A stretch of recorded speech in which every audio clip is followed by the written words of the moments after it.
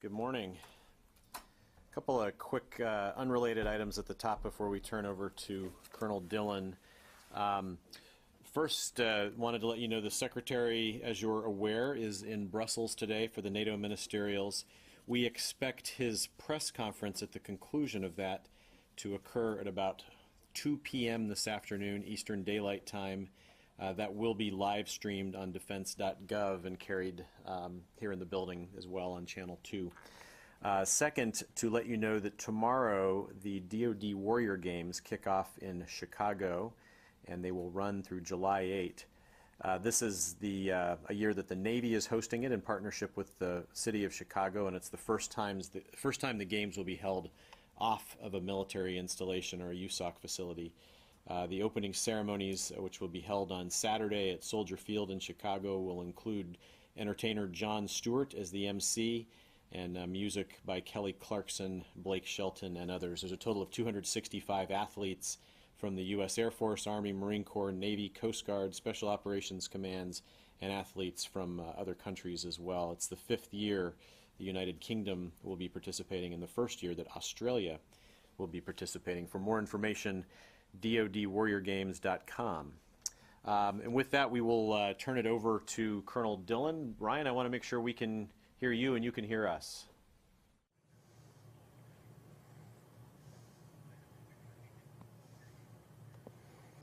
Yep, Jeff, and if you can hear me, I'll go ahead and get rolling. Loud and clear. We'll turn it over to you for opening remarks and then take questions from here.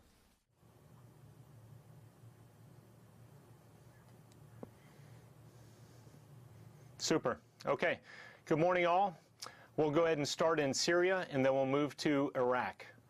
The Syrian Democratic Forces are in their third week of offensive operations in Raqqa to defeat ISIS in their self-proclaimed capital. The SDF have cleared about 7.5 square miles from ISIS in and around Raqqa this week.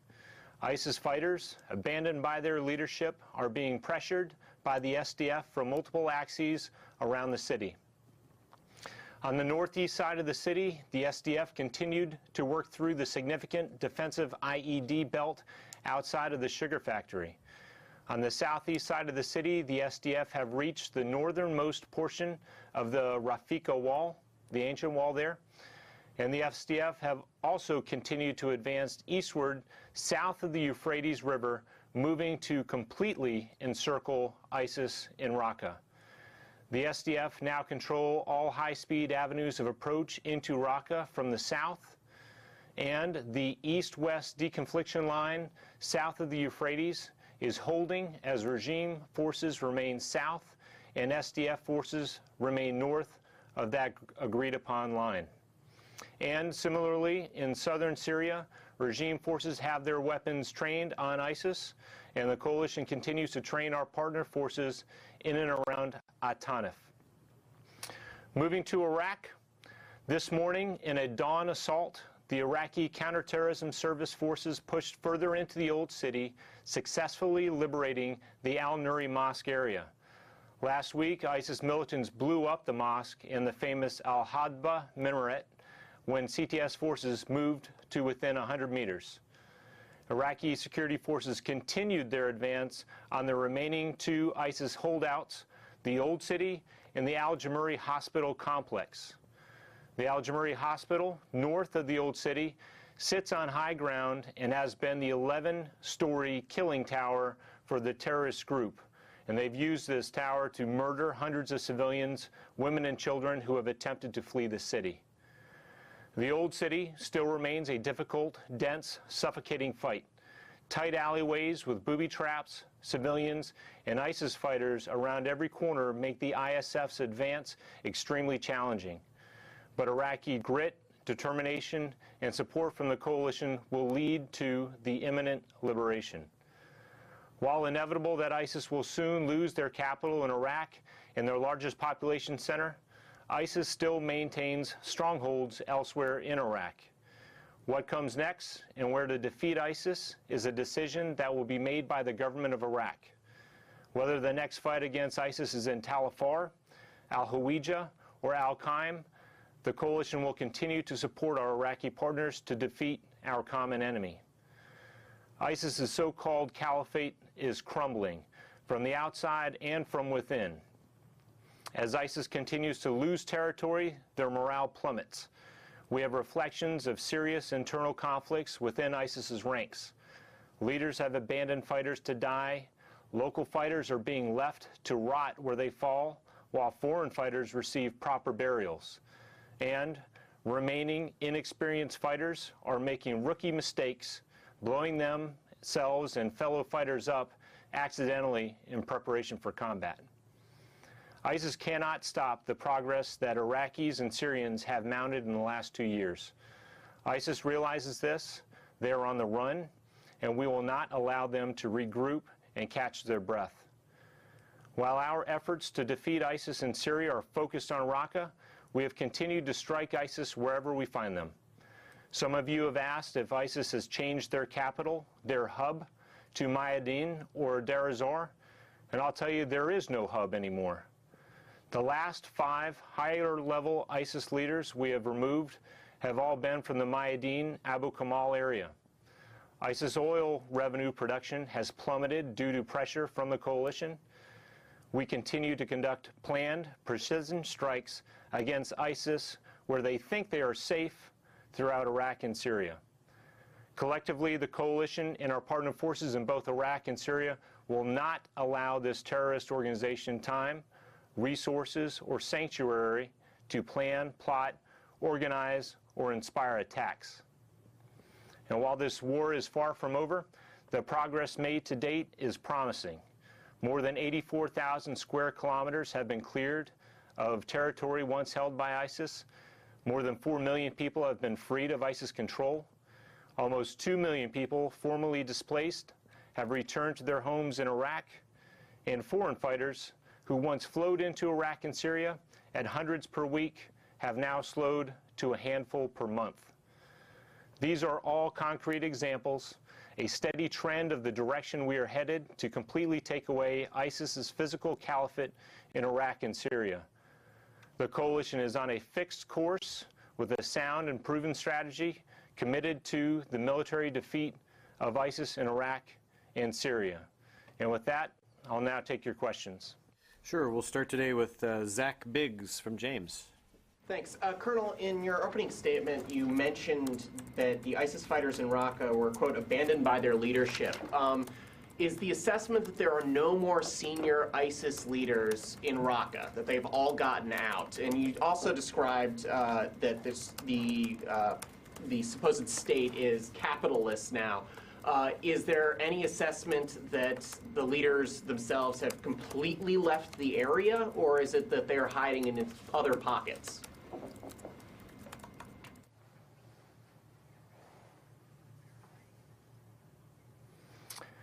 We have assessed, and we've seen this before, when ISIS, when they are beginning to be surrounded and encircled, and they know that an offensive in the particular area and the towns in which they are going to be defeated, we have seen a steady stream of leaders that have attempted, some unsuccessfully, but some successfully, to move into other ISIS-held areas and territory.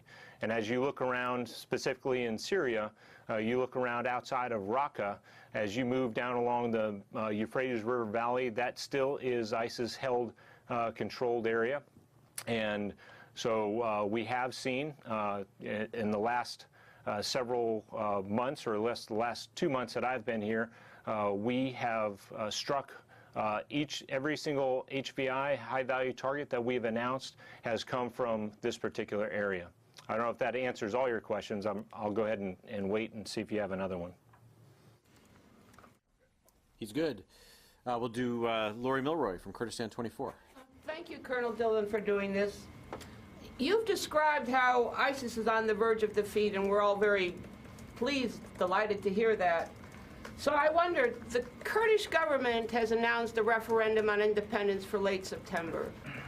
Do you see that having any impact on the fight against ISIS, or are they two different things?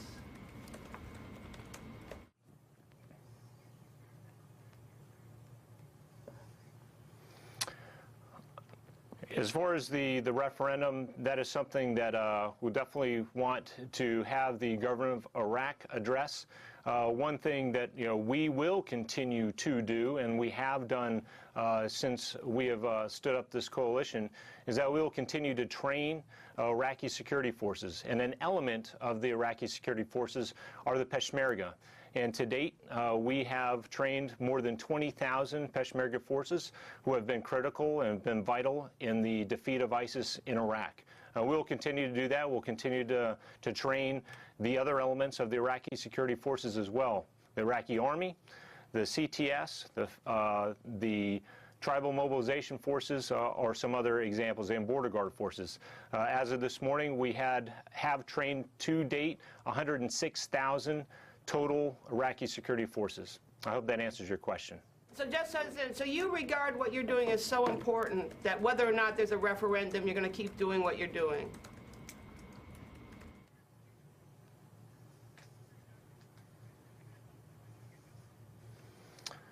The coalitions, our mission is to defeat ISIS militarily in Iraq and Syria, and that is what we are doing. And we're doing that with the government of Iraq, and we're doing it with our Syrian Democratic forces and other partners in Syria to do just that. Thank you. Sir, I'm sorry, I don't remember your name. Sagar Jetty, Daily Caller. Yes. Colonel, thanks for doing this. Some are drawing a connection between the conciliatory message that you gave to the Syrian regime last week in terms of its assistance in fighting ISIS and its preparations for a chemical attack. Do you still welcome the regime's assistance in fighting ISIS?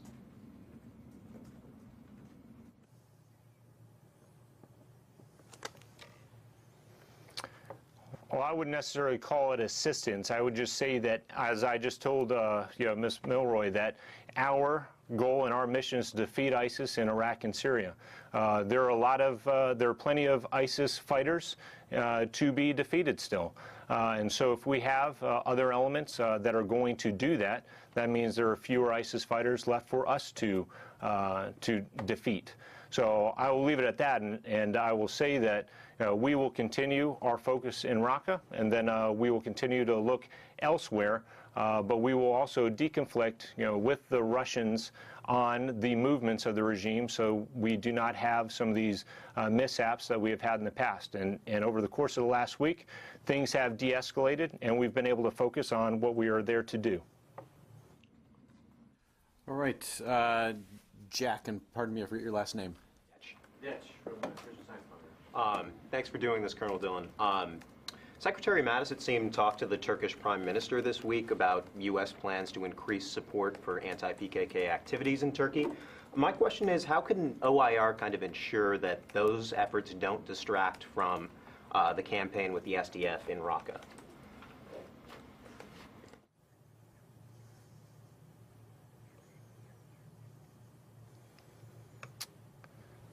Yeah, that is something that I know that we also recognize the PKK as a terrorist organization. As far as how we are going to assist as a government and how it relates to us as the at OIR and to the CJTF, I don't have an answer for you on that right now. I know what our focus is, and I've already explained that a couple times. But right now, our focus is on ISIS and not on PKK.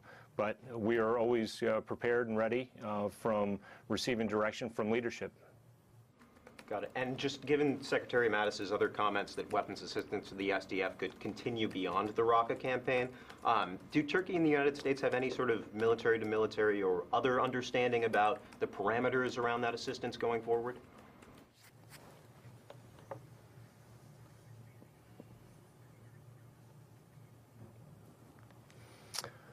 Right now, the focus with the SDF is in Raqqa. We're in our third week there. We will have to see, once ISIS has been defeated in Raqqa, what ISIS strongholds still remain and whether or not the SDF are going to be a part of that force that continues to defeat ISIS elsewhere in Syria. So I think we'll have to see after Raqqa, but that is what the current plan is, and then we'll have to see what happens after that. Courtney Cubey from NBC News. Good evening, Colonel Dillon. Two questions for you, please. First off, after the White House statement on Monday evening, our time, Tuesday morning, your time, spoke about the U.S. having some intelligence that saw activity around a location that could indicate that the Syrians were planning a chemical attack. Can you update us on what you're seeing? Can you update us on whether you still see that the Syrians may be planning some sort of a chemical attack?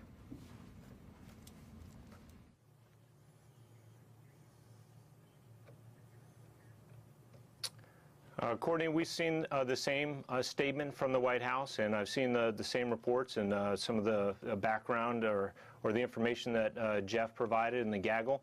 That particular area where the potential chemical weapons were is outside of our area. You know, we are continued to focus in and around Raqqa, along the Merv, and in southern Syria, in Atanif. So we are trained and prepared for many different threats, and we'll be ready for those threats. But that is something that we are not focused on, and we are able to maintain our efforts towards defeating ISIS. I'm sorry, I don't quite understand. You mean that's not inside of your AOR? The location where they were talking about a potential chemical attack?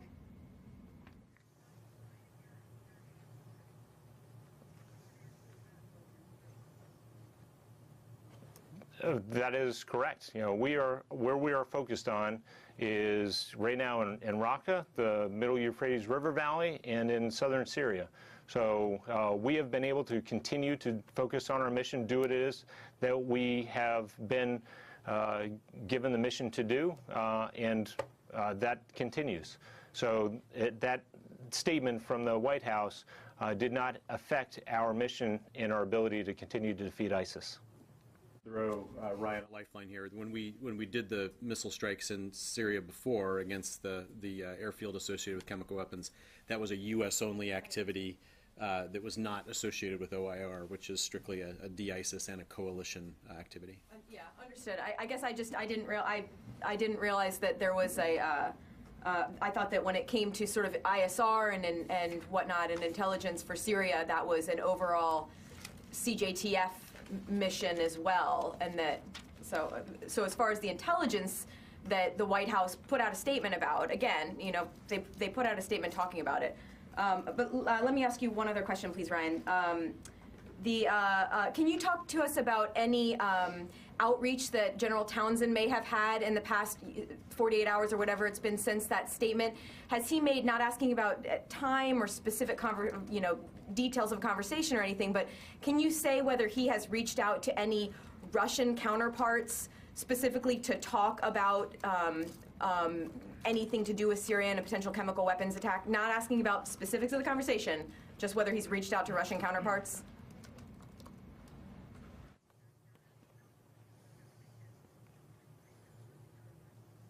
I cannot.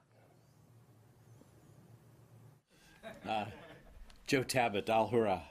Thank you, Colonel Dillon. As you may know, Turkish artillery this week targeted SDF positions in northern Syria. Are you concerned that Turkey or groups allied with Turkey could invade the SDF positions?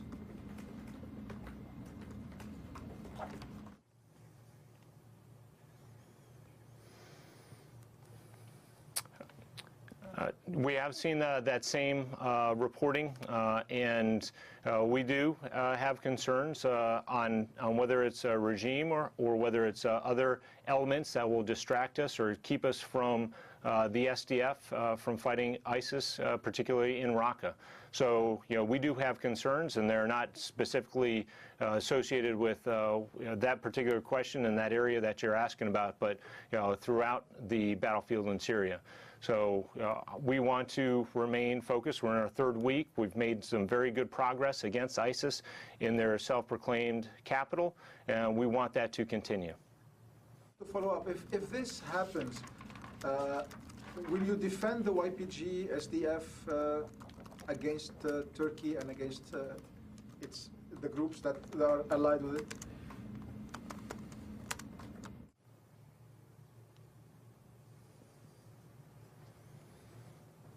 Yeah, Joe, we're not going to get there. I don't want to speculate on that. We will continue to support our SDF partners in the fight against ISIS in Raqqa and perhaps elsewhere after that. Ryan Brown from CNN. Thank you. Hello, Colonel. Thank you for doing this. A quick question on Mosul. Your opening comments, I appreciated that. So I just want to make it clear. Are you saying that the mosque area has been fully recaptured? And in addition, you mentioned the hospital complex and the old city. We're hearing mixed reports from Iraqi officials about when Mosul might be declared liberated. What is your current assessment of the progress against the remaining ISIS bastions in the old city? I mean, is it any day now, or do you see that they're pretty well dug in?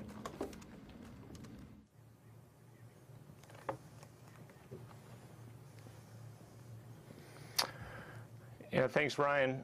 So yes, as I mentioned in my opening statement, the two areas that remain in Mosul are ISIS strongholds, or ISIS holdouts, and they have been severed from one another. So you have the Jamuri Hospital Complex, which is north, and then you have already captured or retaken area by ISF, and then you have the old city to the south. Prior to this morning's dawn offensive into the old city by the CTS, there remained less than 2 square kilometers of area that was still left to be cleared. And that was before this morning. The CTF have taken that particular area that was blown up last week by ISIS, so that is completely liberated or retaken by Iraqi security forces. As far as is it less than a square kilometer left now? I can't say that exactly, but we have seen today by the War Media Cell from Iraq that they are closer to days versus weeks on an announcement that will come out with an announcement, and we look very much forward to that. But it will be made by the government of Iraq, and I can't put a timeline on that for them. But I see it closer to days than a week or weeks. And one follow-up on a different topic. I understand that Lieutenant General Townsend and the DCOM Major General Jones were in Syria. Can you talk a little bit about what the purpose of that visit was? I know they met with Special Envoy McGurk. Can you talk a little bit about that visit?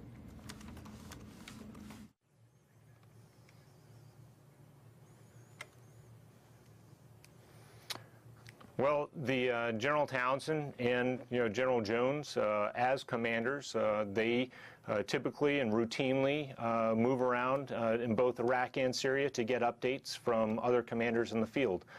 So this is something that happened this week, and it makes sense to have the commanding general who's in charge of the U.S.-led coalition to fight ISIS in Iraq and Syria to travel around. So he was doing a battlefield circulation, and same for the DCOM for General Jones. I was lucky enough to go with General Jones last week to East Mosul. So they frequently move around to see troops and get progress from our partners in both Iraq and Syria. Diane Nisenbaum, Wall Street Journal. Hey, Colonel, I just wanted to ask you about the statement from the Iraqi military and the Prime Minister that the seizure today of the mosque area represented the effective end of the caliphate, the Islamic State caliphate. Do you think that's a little premature?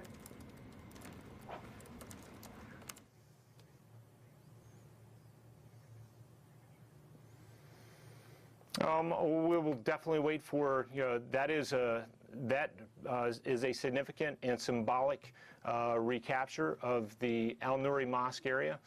Today is the 3-year anniversary of when ISIS declared their caliphate. So it is not just significant, it's also symbolic. But we are going to wait for the government of Iraq to say when Mosul is completely liberated, and when that time comes, then we will also applaud those efforts. So there's a lot of sacrifice by Iraqi security forces throughout this campaign, and same goes for the civilians that have suffered. So it's a matter of time and a short amount of time before they announce liberation, but we're going to wait for that. They already are announcing that the caliphate is over in Iraq. So do you agree with their assessment?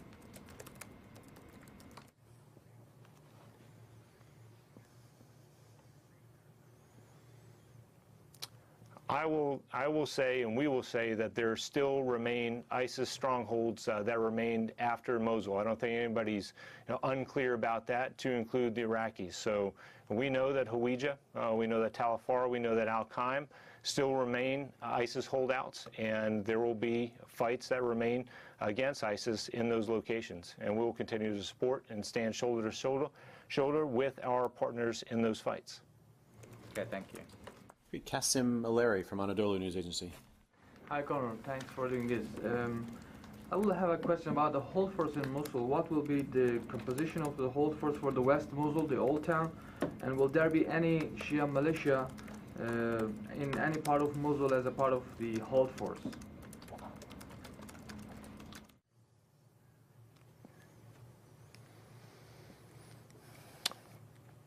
So, Qasim, what I can tell you is that the tribal mobilization forces, along with the Iraqi army and along with police elements, will all be efforts or all be organizations that will provide security in Mosul.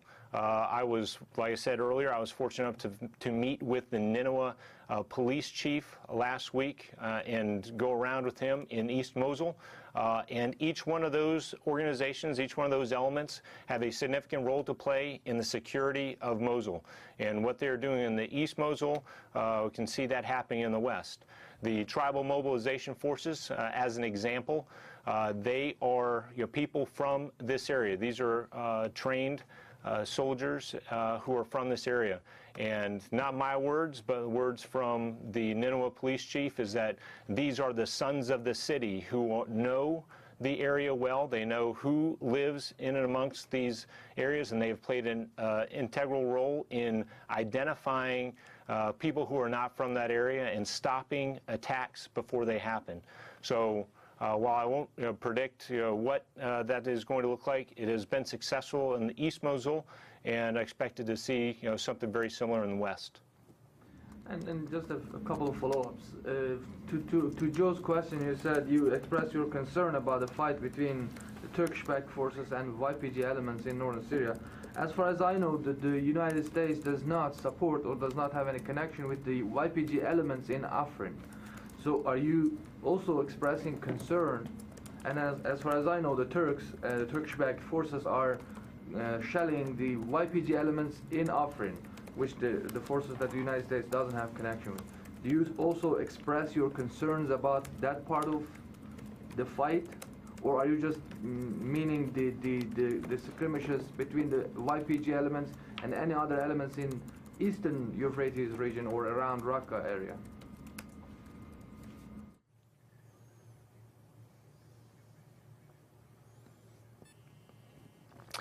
Yeah, Qasim, so we are concerned about anything that distracts or takes away from the focus that we are on right now, and that is Raqqa. So if SDF forces that are currently in the fight in Raqqa have to train their attention and their focus elsewhere, then that means that they're not trained, their weapons aren't trained, and they're not fighting ISIS.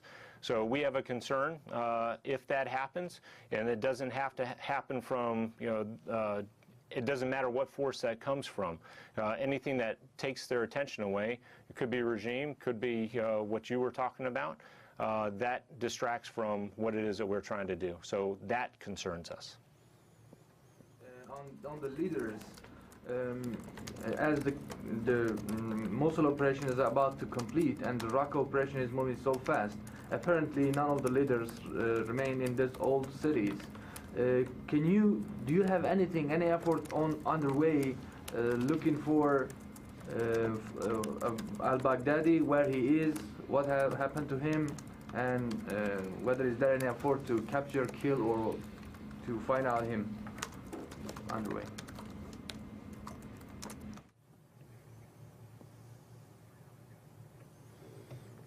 Yep. Qasim, I'll say that You know, as I said in my opening statement, but this also includes leaders at all levels, whether that's Baghdadi or other low-level leaders.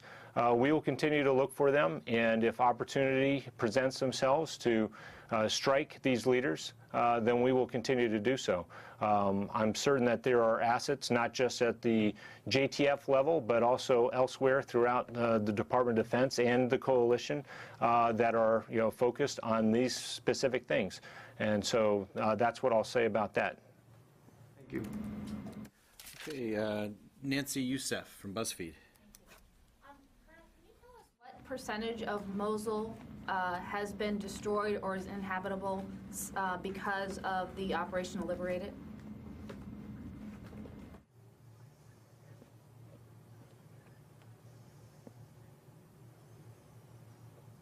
Yeah, Nancy, I don't have that information right now. I can clearly say that through those who have been to the west side, is that it is not the same as the east. The east has been able to rebound very quickly, but we know that there are significant efforts that are going to have to happen in order to stabilize and bring West Mosul back to where it was prior to the offensive and prior to ISIS arriving there. Is the West was more damaged than the East, if I'm hearing you correctly?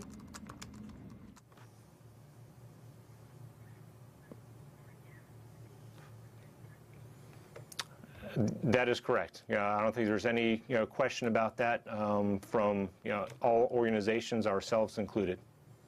One of the things we saw in Fallujah and Ramadi was destroyed cities such that residents weren't able to come back. And I'm curious what lessons you took from that you will then apply to Western Mosul, such that that in the liberation it's not actually destroying key cities in Iraq and are actually places where residents can return.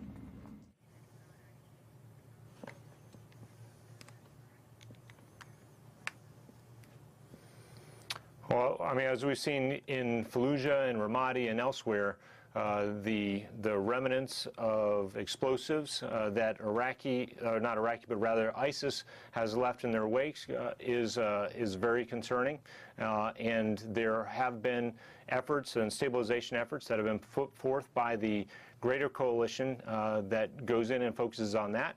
The government of Iraq also in looking at returning the essential services back as quickly as possible, and I know that the government or non-government organizations and the Department of State and others are working at returning that to a level where people can return and get back into their homes. In Western Mosul, and what I hear you saying is that it's not the U.S. military that is part of that effort. Is that right?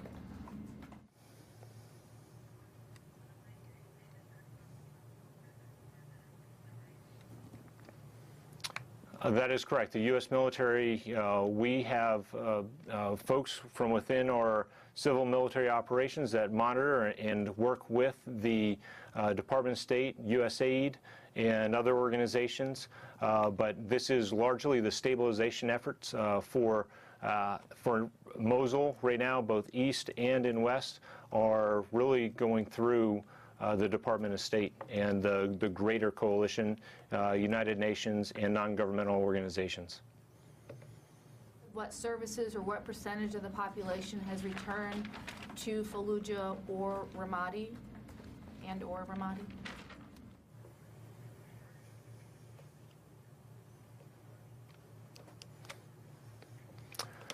Yeah, Nancy, I don't have those figures immediately in front of me right now. Hold on one sec. Let me do a quick look here.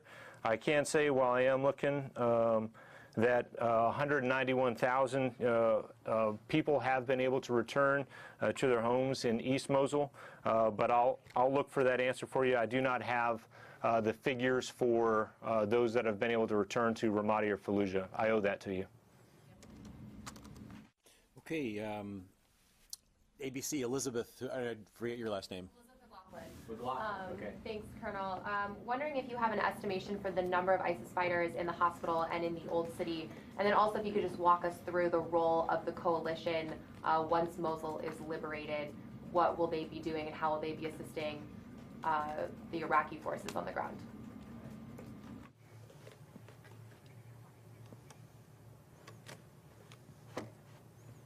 Okay. So we assess that there remains in the remaining parts of those two final holdouts a few hundred ISIS fighters that remain. I don't have a complete breakdown of how many are in the Al-Jamuri hospital complex and in the Old City, but we assess that there still are a few hundred.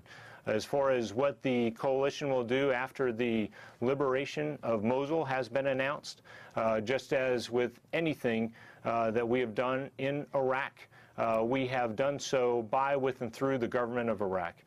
They get to decide where the operation goes next, and they will ask for coalition support. And if we can provide it, and we've been able to do so thus far, we will do exactly that.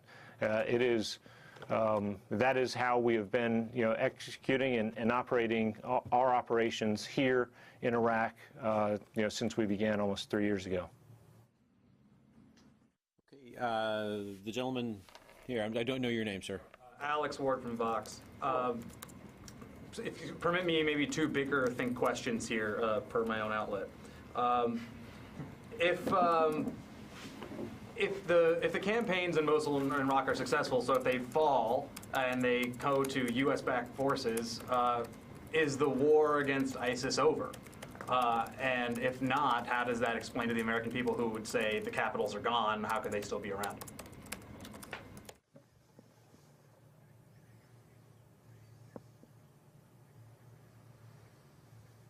Okay.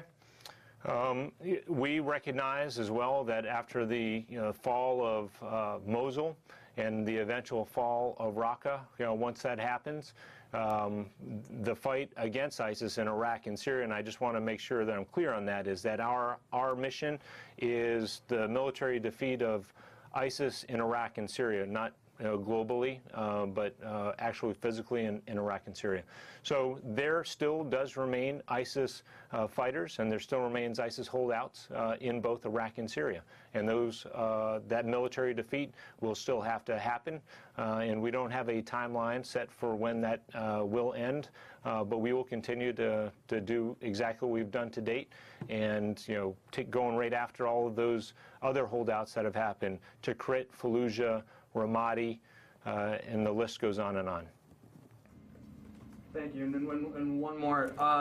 So if the goal is to defeat ISIS militarily wherever they are, and there are certain assessments saying that they're going to Deir al-Zur, especially, but also perhaps Abu Kamal, would that mean that we're going to be headed to the east soon? And if so, wouldn't that mean we're on a bit of a collision course with Iran? In that sense. I know, remember, you put out a statement saying it wouldn't be too bad if the Syrian regime helped out in that region, so maybe even going further, if the Syrian regime, which it does want, if it controls Deir al-Zur and Abu Kamal, would that be okay?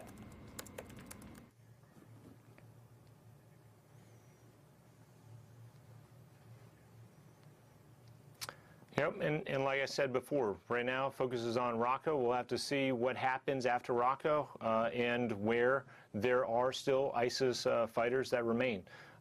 We are going to have to see how far the regime makes it, where they are going to concentrate their efforts. Are they going to go to Deir az-Zor and Deir az-Zor only? Are they going to go to Abu Kamal? These are all things that still have yet to happen, and we have to let that play out before we figure out where we are going to fight ISIS next. So one clarification, and I'll finish here. There are currently, based on what you said, is there currently no assessment that ISIS fighters or even leadership are headed to Deir al-Zor?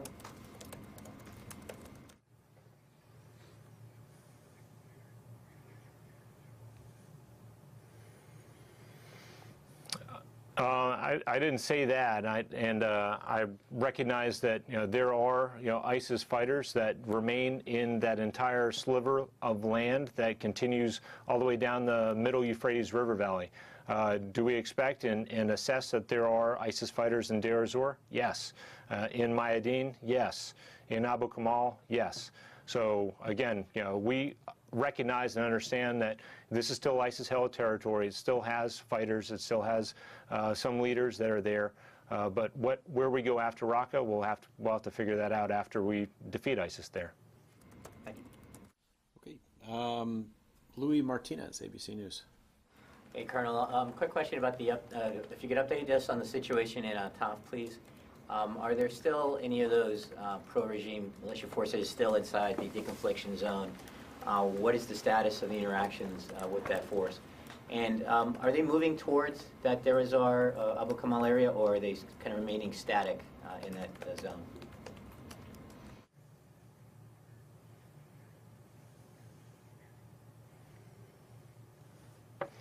Okay, thanks, Louis. First question is yes, there still remains a less than a platoon size element, the same one that has been there over the course of the last 2 weeks.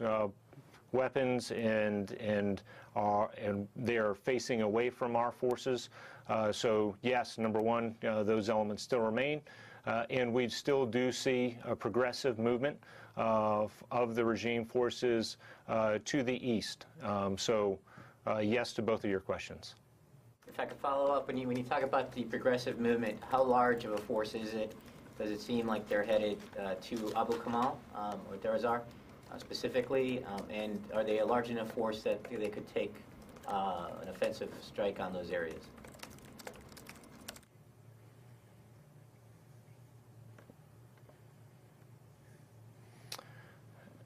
Yeah, I'm not going to go too much into detail, number one, because I don't know what their intentions are, but they still continue to move east, and it is still premature to see or say which direction they're going to go, whether that's Deir ez-Zor or in Abu Kamal. Thank you. Okay, a couple of follow-ups here. Lori Milroy. Yeah, this is to follow up on Joe and Qasim's question about distractions from Raqqa. And has the United States communicated it to Turkey or any other party, these concerns about distractions?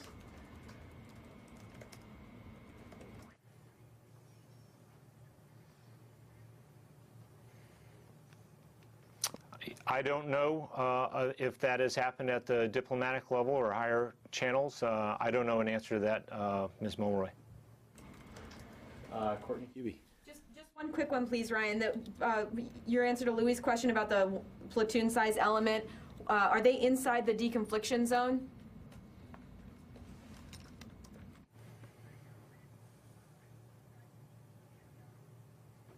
Yes, they are. They are still within the 55-kilometer ring in the same location where they have been for several weeks now. Thanks. Joe Tabbitt. We have seen reports last night that several missiles targeted the T4 airbase in eastern Homs. Are you aware of any explosions that took place in the T4 base?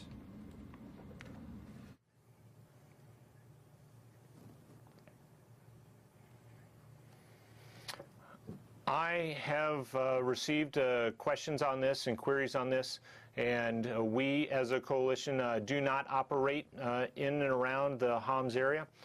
We've received allegations of an explosion in this area. This is not where we operate, so this was not a coalition, and that's that. Thank you. All right, last call. Lori Lewis, good to see you again. Talk News Radio. Thank you. NATO announced at the end of last month that it was formally joining the coalition. I'm wondering if you could speak to any practical effects this has had.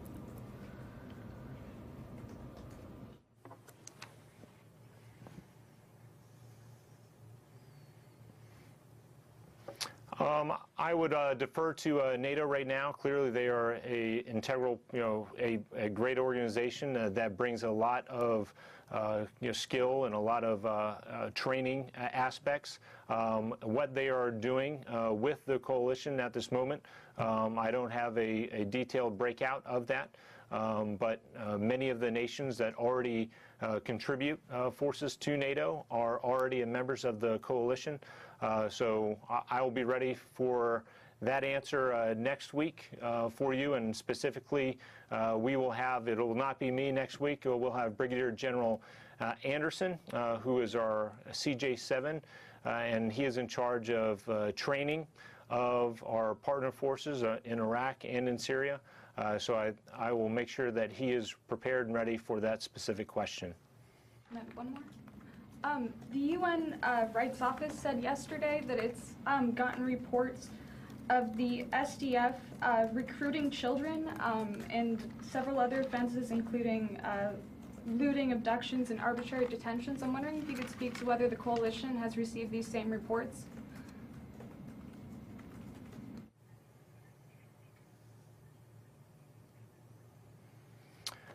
I read that same report, and I know that our forces, the coalition forces that advise, assist, and accompany the SDF forces, this is something that they would be required to report if they were to see it. And we have not seen any reports of this right now. It is concerning, but we have not received any reports of this through our advisors who are with the SDF. All right. Last call. Ryan. Yeah, sorry, Colonel. Just one quick one to follow up on Louis' question. On Atanf, the rebels, or the VSO that we're supporting at Atanf, are they able to attack ISIS positions right now without having to pass through regime-controlled areas, or are they kind of cut off from ISIS right now?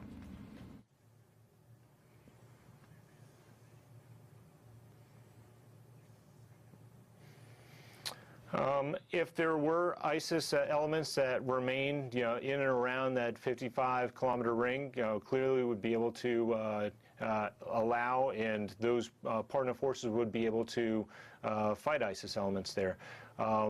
However, if what you are suggesting is that if we had to, go towards the Middle Euphrates River Valley in that direction, then the regime is there, and something we'd either have to go a different way or a different route, or work something out with the Russians to deconflict that. But we are in and around Atanf training those partner forces, and that's not to say that we can't use those partner forces in future fight against ISIS elsewhere throughout Syria. Thank you. All right, and with that, thank you, Ryan. And any closing words for us before we sign off? You're welcome.